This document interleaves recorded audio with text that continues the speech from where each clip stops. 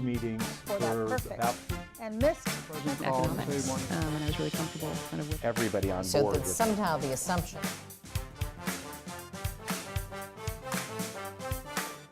Good afternoon, and welcome to the Voices in Leadership, a series focusing on the nexus of science and leadership to create positive change in public health.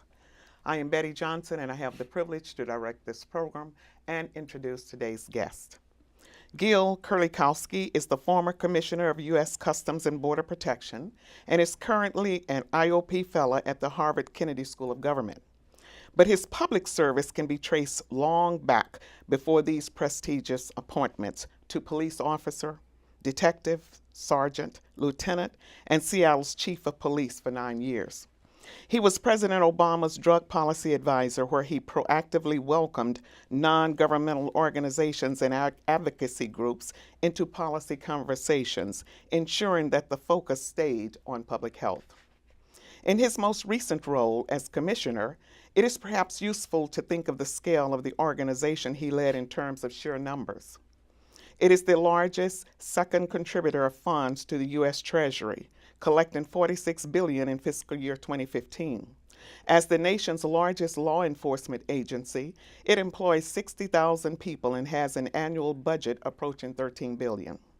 One can only imagine the leadership challenges that landed on his desk in any given day. During his career, Mr. Kerlikowske was awarded the Nathan Davis Public Service Award from the American Medical Association, led the U.S. delegation to the United Nations Commission on Narcotic Drugs, and was elected twice as president of the Major Cities Chiefs Association, which represents the largest city and county law enforcement agencies in the United States as well as Canada. In a word, Gil Kerlikowske has seen and done it all when called to help resolve complex service and organizational challenges in both the public health and public safety domains.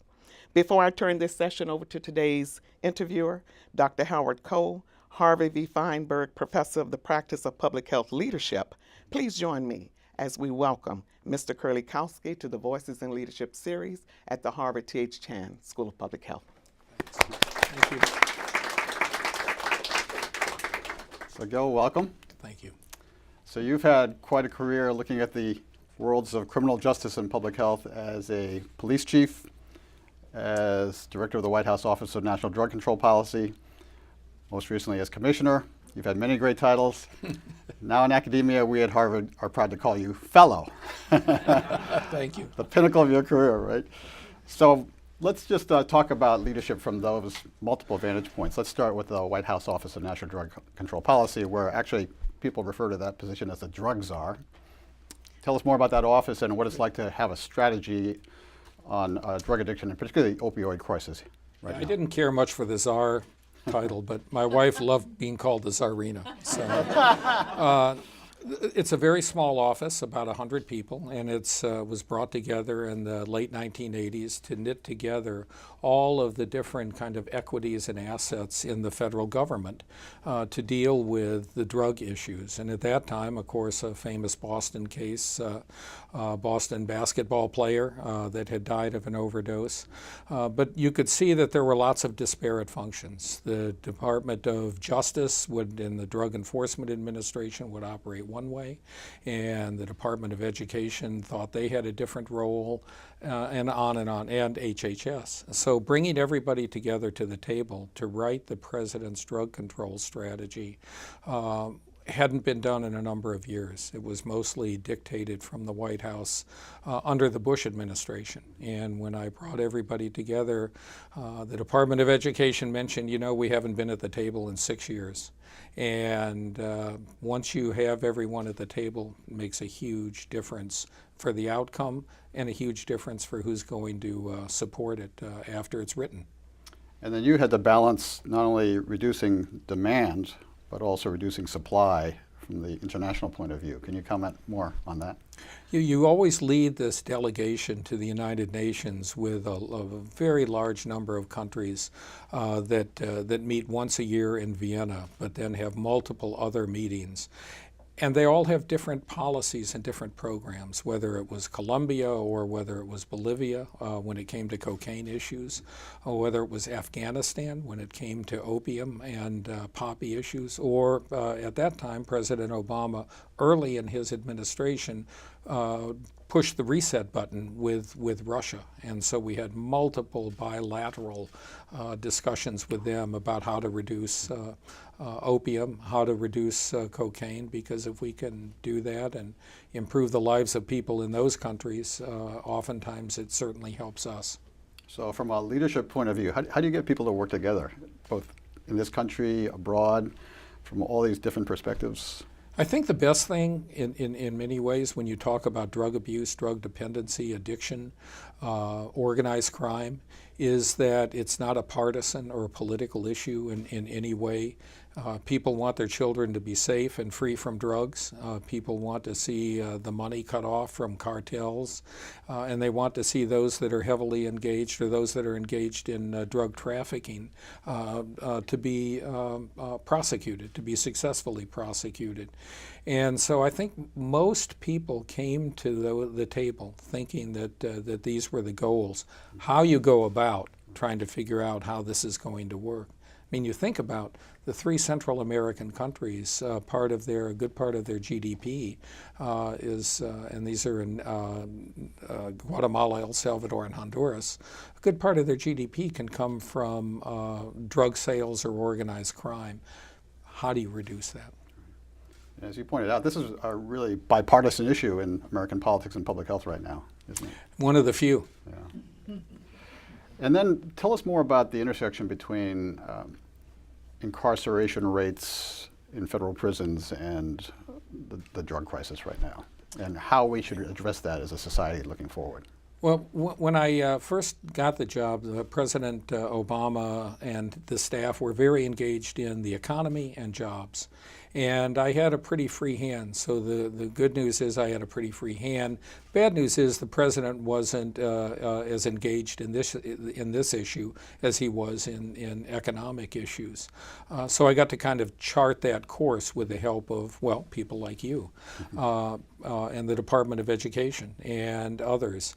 That worked out, I think, to our advantage because we wanted to not just look at the drug problem in America as a criminal justice issue. Aren't the police going to do something about it? Isn't DEA going to do something about this? But how can we address this much more holistically? And I used a statement that we wanted to be smart on drugs and that we're not going to arrest our way out of the nation's drug problem. That meant health and education had to be key partners.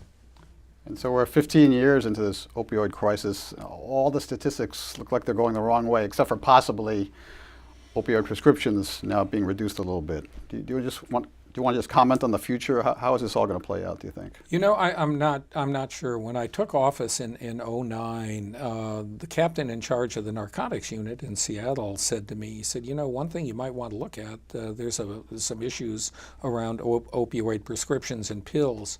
Honestly, I had not heard of it. My colleagues in law enforcement hadn't. And then I began to look for the public sources. What are the articles? Who's actually talked about this? In the health field, there were certainly articles, but it was also almost always among subject matter experts. It was an unknown issue. Then people like Governor Beshear, Governor Shumlin, and many others recognized it and took it on. And once you elevate it to the general discussion, you really get that opportunity then to bring other resources and frankly fresh eyes to the problem. I'm concerned about the future on it because I don't think in public health we've done quite as good at giving physicians other resources to deal with pain management. And I'm very concerned that if research dollars are cut, the research is going to lead to better ways to manage pain than prescription drugs. And now the president has established a new White House commission to study opioids. And do you just want to comment on that? That's the announcement that just came a couple days ago. Well, you know, I heard the Attorney General here in Massachusetts mention the other day, she said, you know, there's lots of studies, there's lots of research, lots of people have come together on this. What really seems to be needed would be the resources. So if there are other ways to manage chronic pain that can be widely used, and also the Accreditation Association for Hospitals, they were actually part of the problem. When they listed the fact that no patient should end up leaving a hospital in any type of pain, you know, what's a physician to do but to write a prescription for more painkillers? Probably not a good answer, but they've actually amended their look at that. Right, that's correct. Yeah, the Joint Commission standards are now changing as we speak, aren't they? Yeah. So many challenging issues. Let's move on, hearing more about your view on life as a former police chief of two major cities, actually, Seattle and Buffalo, right? And if you're a police chief looking at the intersection between criminal justice and public health, what sort of issues sort of pop up for that person? Yeah, I mean, last month I felt I was in Buffalo, living in, being here in Boston. Thought you'd escaped winter, but I think the intersection is tremendous when it comes to drug prevention, treating drug addiction. You're seeing many more law enforcement agencies much more involved now in getting people into treatment rather than getting them into incarceration.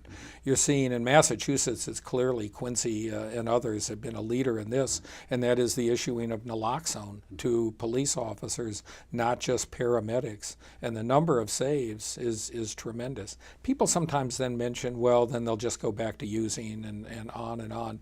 But frankly, saving a life and having met, as you did, and as the governor did, having met literally thousands of people that are in recovery. They had a drug addiction problem. They're tax-paying, wonderful, contributing citizens as a result of treatment. Doesn't always work, but it makes a huge difference. So that intersection where we're all partners makes much more sense than trying to deal with this issue in silos. Yeah, and that way law enforcement has become another public health effort, hasn't it? I think it's always been somewhat of a public health. If you think about who's out there 24/7, they're pretty easily recognized, and they have a very easy to remember phone number. The law enforcement is almost always one of those first responders on mental health issues, on public health issues, et cetera. And what they need to do, I think, is to support more in the funding for research and more in the resources in those other agencies that are actually better at dealing with mental health and drug issues than the law enforcement officer is. Now, currently the concept of sanctuary cities is in the news, getting a lot of attention. Do you want to just comment on that as a former police chief? That's come up a lot, and certainly places like Seattle. You know, the rumor is that Seattle's a bit liberal. I don't know if you've heard that. Seattle or San Francisco or others, but if you look at just about every city across the country, when a chief of police, you know, takes an oath of office, they take an oath of office to protect the people in that jurisdiction. They don't take an oath of office to only protect American citizens within that jurisdiction. It's everybody within that jurisdiction. And so it's less about being a sanctuary city and more about making people not afraid to come to the police. And I'm very concerned that Los Angeles just recently released some statistics where they looked at the number of complaints being made about sexual assault and domestic violence by Latinos. And those numbers are down since this election. You know, I doubt if those two crimes are down, but if there's a chilling effect on people being afraid to come to the police because they think they're also part of immigration, that's not healthy for safety and security. And you've had a major role also in advancing community-oriented policing. I'm sure that concept overlaps with what you just said. Yeah, it's been around for a good close to 30 years. When it was first introduced that you should be more community and engaged as a police officer, you know, most police officers said, look, I joined the department to put handcuffs on people and to drive fast. And, but over time, it became very, very clear to even the youngest police officers that merely making arrests, merely responding quickly to a crime, in the long run wasn't going to be as holistically good for a community as building up other resources and actually preventing crime. So tell us about the future of the intersection between law enforcement and public health from your point of view, from a former police chief's point of view. Where do you think that's going? That intersection is only going to continue to grow. I think there's just strong recognition on the part of leadership in both of those camps. Law enforcement, whether it's the unions or the head of police departments, or whether it's within the public health system, that we need each other very much. We all live within finite resources, whether it's at the local level, the state level, or the federal level, and it's going to be very critical that we leverage those resources. You know, dealing with mental health crises and being able to prevent someone from either taking their own life or committing a crime. Mental health professionals are by far the best to do that. Thank you. And then let's hear more about your most recent role as Commissioner of Customs and Border Protection. Tell us what the public health community should know about that very important part of government. You know, during the time that I headed Customs and Border Protection, it was always referred to as we're going to introduce the head of Customs and Border Patrol. And the only thing that is really thought about with CBP is the fact that it is about border security, because you have the United States Border Patrol, you have Customs and Border Protection officers at 338 ports of entry. But every import in the United States, every export, the collection is, as Betty mentioned earlier in the introduction, the collection of a very large amount of revenue. I mean, you know, frankly, if they do away with the IRS, it's going to be up to CBP to support the entire federal government, which may be a difficult task. So it is a wide-ranging portfolio. But I was delighted when the president nominated me, and then to be confirmed by the Senate. And during President Obama's administration, I was the only confirmed commissioner of CBP, which is an interesting leadership issue, because as good as people are in those acting positions, you need the imprimatur of the Senate. You need the support of that other branch of government. And so being confirmed by the Senate made international negotiations, made the leadership of the Border Patrol and Customs and Border Protection officers a bit easier. Mm-hmm. And say more about the public health ramifications of all this. The public health, I was confirmed in March of 2014, and within a week I was in McAllen, Texas, in the Rio Grande Valley. That was the beginning of 68,000 unaccompanied children coming across the border, and you know this issue extremely well. But when it first began to eclipse, all of the children coming across the border, the only people to greet them and deal with them, and they weren't running and hiding, they were turning themselves in, was the United States Border Patrol. There were no other resources available. So there was no health care, there was no food service, there was no security, and we had kids in rooms like this sleeping on concrete floors under space blankets. I watched Border Patrol agents microwaving burritos. I watched them bring in their own children's clothing until the rest of the government, the rest of Washington, D.C., actually stepped up to the plate. And HHS was, of course, one of those groups to step up very quickly and to help with really just such a huge number of kids making their way across that border on their own. I remember when that issue consumed our department, Health and Human Services, and we worked closely with Homeland Security. That was a couple seasons. Is that issue still ongoing? We're It hearing- is still ongoing. Okay. 2014 was the high point, 2012, 2013, and we're talking about fiscal years here, but 2014 was the high point. 2015 was a bit of a downswing, but then 2016 it came back very strongly. But it looks like things, given what's been talked about on immigration today, it looks like the numbers for these last couple of months are certainly down. And then in the midst of all this, the president has announced two versions of a proposed travel ban that's being held up in court right now. Tell us your thoughts on that.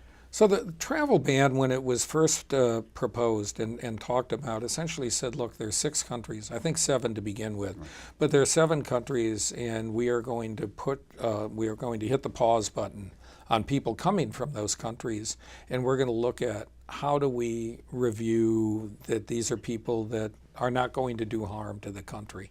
I actually felt, that it was certainly within the authority of the president to do that. I felt that saying we're going to hit the pause button, I think for 90 days, is not something that has not occurred actually since 9/11. Those things have continued. Every part of our travel system, our air cargo, our imports and exports, every part of it has been reviewed and looked at. What was so devastating about this was the ham-fisted way that it was rolled out. 4:43 on a Friday afternoon, the president signs the order. The Secretary of Homeland Security is only told about it while he is on an airplane. And now you're going to expect 60,000 employees around the world from CBP to all understand and deal with this in exactly the same way. Whether you're landing at Logan or whether you're landing at JFK. Well, you actually can't do that. You actually need people to have an understanding and what are the rules and why. And you need to educate people coming from those countries. Remember, that included people with visas. It also included lawful permanent residents. Lawful permanent residents actually can vote in the United States. There was probably no reason to include them, but it really kind of shows you that it wasn't very well thought out. Do you want to project what's going to happen in the future with this issue? Or?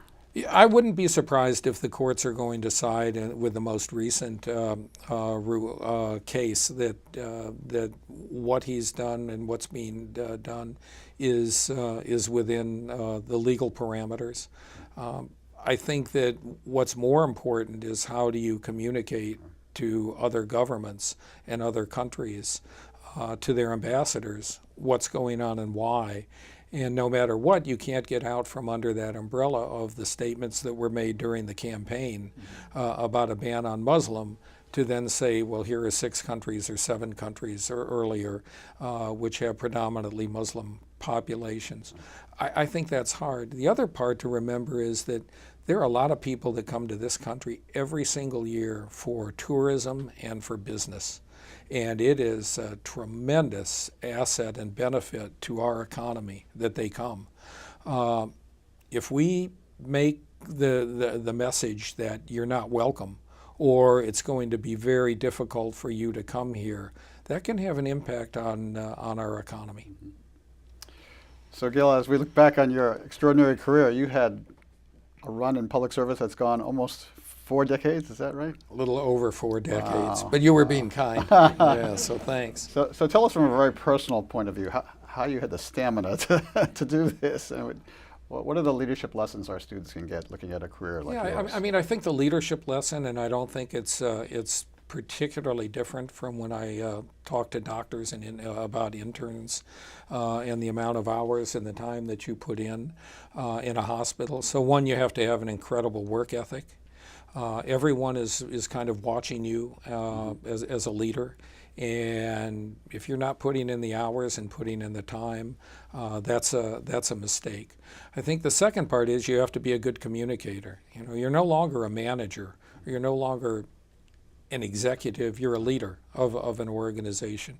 So they want to hear from you and they want to see you. And with CBP being in 40 different countries, that's an awful lot of airplane travel. And the last lesson, I think, is that people have to know you care. I had a number of Border Patrol agents that were killed in the line of duty during my time at CBP, even during those 3 years. And those families and those Border Patrol agents have to, you have to exhibit that you care. To say, well, I'm a very strong leader and I'm not going to cry, or I'm not going, et cetera. People don't know you care unless they know you care. Final thoughts on leadership lessons for our students in particular as they look to their futures? Yeah, I think those 3 things are particularly good. We were fortunate the other day to have Secretary Clinton come and speak to a small group at the Kennedy School. And the student moderators asked her, well, what about, what are the books that you're reading right now? And she said, I know you all have a lot of reading to do as a student at Harvard. She said, I'd really encourage you to perhaps spend more time talking to people, listening to people, and particularly getting the viewpoints of people that you may not agree with or that you may not understand. And I think those people skills are as important as these skills. Absolutely. Yeah. Gail, if I can say, our country owes you a debt of gratitude. Thank you so much for your decades of public service. Thank you, Hal. Thank you. Thank you. If you are interested in supporting this program and others like this from the Leadership Studio at the Harvard T.H. Chan School of Public Health, please call 617-432-1318 for further information.